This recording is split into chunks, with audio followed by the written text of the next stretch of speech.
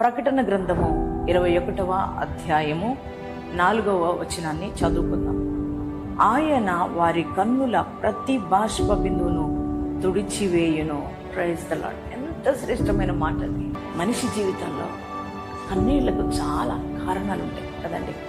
జీవితంలో వస్తున్న పోరాటాలు, ఆర్థిక ఇబ్బందులు, అనారోగ్య పరిస్థితులను బట్టి, అలాగే మారు మనసు లేని భర్తను బట్టి, ఇవన్నిటిని బట్టి రోజు ఏడిపోయానండి.